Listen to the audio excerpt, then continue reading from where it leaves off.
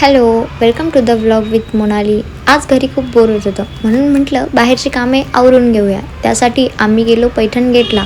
पैठण गेटला गेल्यानंतर तर माझी इच्छा फक्त शॉपिंगची होते.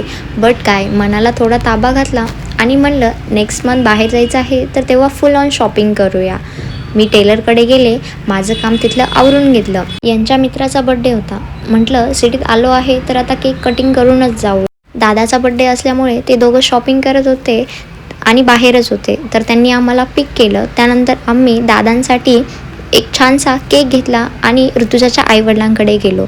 ऋतुजा भाऊबीजनिमित्त तिच्या आईवडिलांकडे थांबलेली होती, त्यामुळे दादालासुद्धा तिकडेच इन्व्हिटेशन होतं आणि त्याबरोबर आम्हालासुद्धा. ऋतुजाने बड्डेची छोटीशी तयारी केली होती. दादांना टोपी वगैरे घातली आणि बड्डे विश करून प्रेमाने ओवाळलं. त्यानंतर बड्डे बॉयची आली केक कटिंगची वेळ. मग काय, कॅन्डल लावून सगळ्यांनी हॅपी बर्थडे विश केलं. दादांनी केक कट केला. त्यानंतर ऋतुजानी प्रेमाने तो केक त्यांना भरवला. मग आली आमची केक भरवण्याची वेळ. यांनी त्यांना केक खाऊ घातला, फोटोज वगैरे काढली. सोबतच ऋतुजाच्या भावाने आणि त्यांच्या आईवडिलांनी सुद्धा दादांना केक भरून सगळ्यांचं फॅमिली फोटोशूट झालं. मग काय, बड्डे सेलिब्रेशन संपलं होतं आणि आता पेट पूजेची वेळ झाली होती. सो ऋतुजाच्या मम्मीने खूप छान असा डिनर प्लॅन केला होता. डिनर आमचा एक नंबर झाला.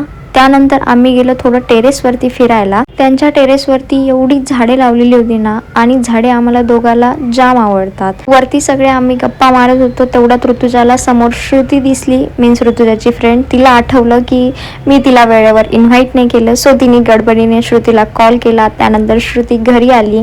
श्रुती आम्हाला सगळ्यांना भेटली. त्यानंतर सगळ्यांना बाय बाय करून आम्ही घरी निघालो. असा होता आजचा माझा छोटासा मिनी ब्लॉग. आवडला असेल तर please like, subscribe, share and comment.